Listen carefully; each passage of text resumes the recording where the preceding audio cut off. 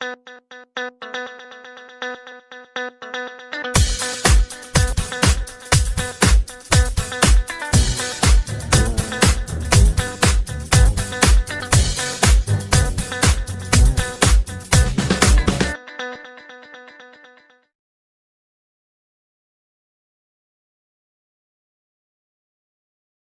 a phrase you'll often hear in conversations about transgender rights. Trans people are new. This is a modern invention. But the truth is far simpler and far older. Trans people have always been here. Long before social media, before pride parades, before the word transgender even existed, people like us were living, loving, and finding ways to exist in the world. This video isn't about politics or headlines. It's about history. Our history. So today, I want to take you on a journey through time, through continents, through cultures, to show you what's been hidden, forgotten, or erased. Because once you start looking for us, you see that we were always there. Before we get into today's video, can I ask you a quick favour? If you're enjoying these conversations, please hit the like button. It's free, it only takes a second, and it helps the channel so much. And if you haven't already, hit the subscribe button and tap the bell icon. That way you'll never miss a future video. And finally, leave a comment. Even if you've just clicked on this video out of curiosity, I want to know what you think.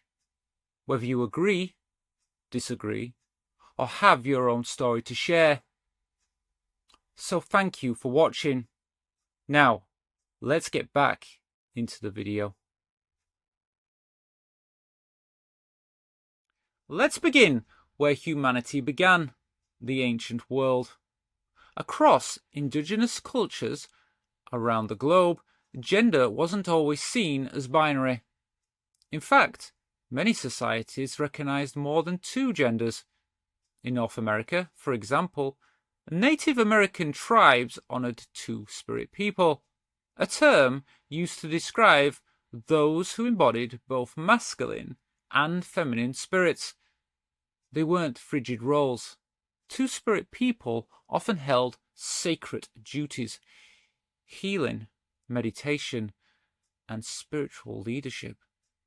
In Samoa, Fafaran people have long existed outside the Western idea of male and female. They are recognized, respected, and accepted as part of everyday life. In India, the Hijra community goes back thousands of years. Traditionally seen as a third gender, Hijras held ceremonial roles and were even referenced in ancient Hindu text. They were celebrated, feared, and at times prosecuted, but they were visible. In Thailand, Katoi, or ladyboy, are part of mainstream society, even if discrimination persists. The point is simple. Cultures around the world have names, roles, and spaces for gender-diverse people, long before the Western world had a word for it. Let's move to Europe, to the heart of ancient Rome and Greece. We often hear that the Western world only accepted two genders, but even here, the lines are blurred. In ancient Greece, cross-dressing rituals and gender transformation myths were common. The goddess Athena was worshipped in both masculine and feminine form.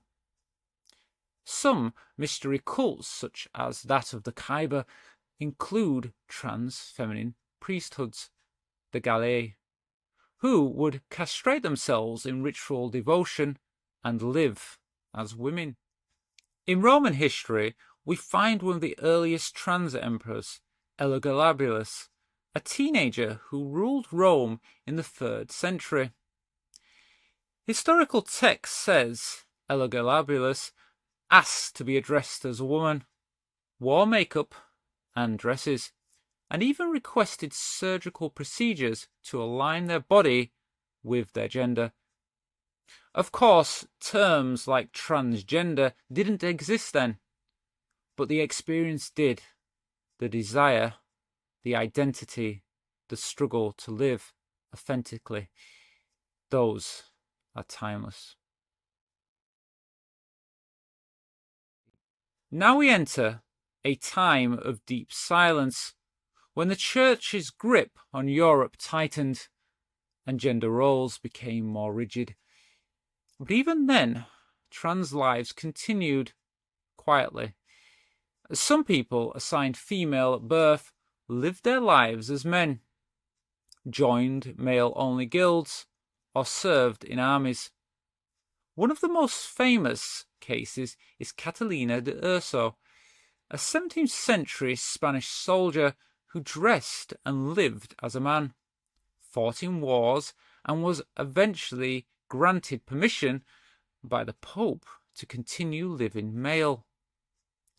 There were also female husbands in England, women who married other women whilst presenting as male.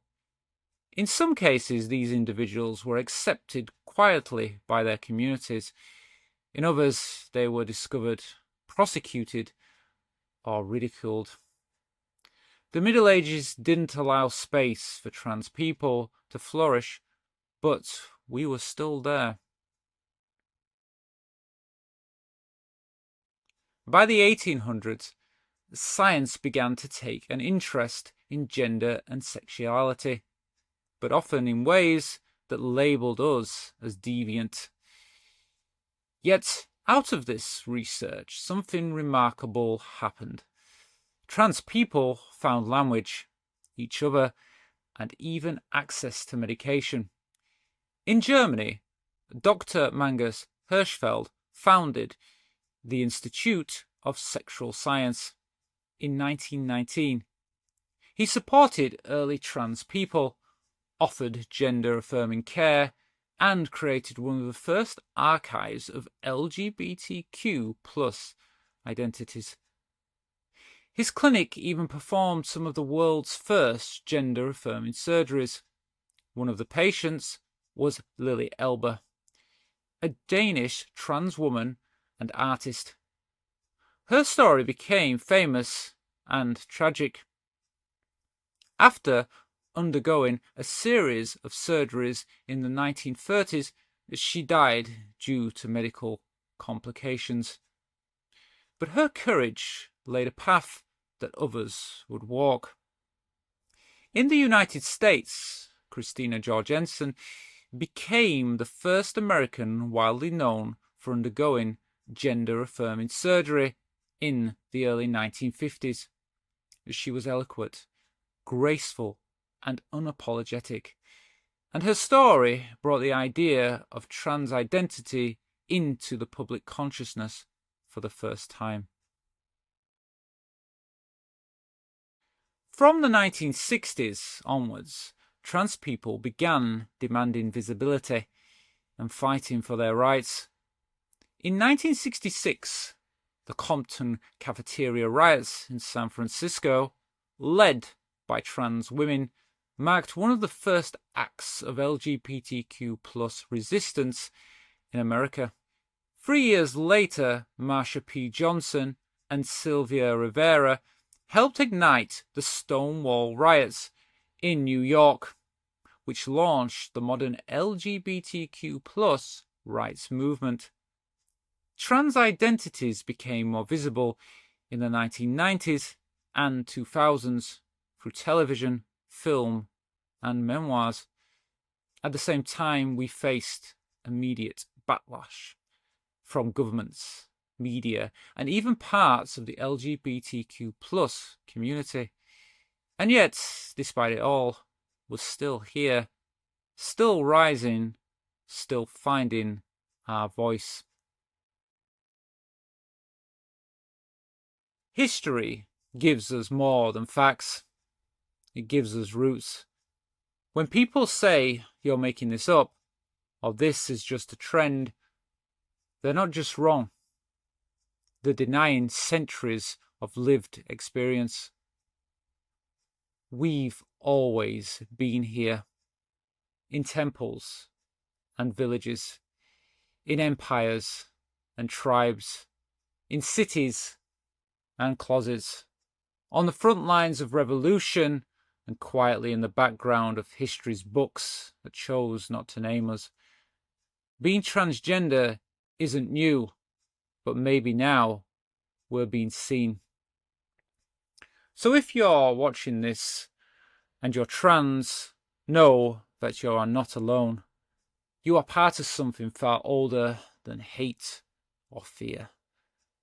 You belong to a history that's deeper than words. And if you're not trans, but you're here with us, thank you. We need more people who listen, learn, and help carry our stories forward. We are not a new invention. We are ancient souls in modern skin. Thank you so much for watching. If this video meant something to you, please consider giving it a like. It really helps the channel grow. And if you'd like to see more videos like this, don't forget to subscribe and hit the bell icon so you'll never miss a future upload. I'd also like to hear your thoughts. What do you think about today's topic? Leave a comment below. I read every one. And if you'd like to support my work directly, I now have a channel support option. It's just £1 a month, but it helps me more than you know. You can find the link just below this video. Thank you once again, and I'll see you in the next one.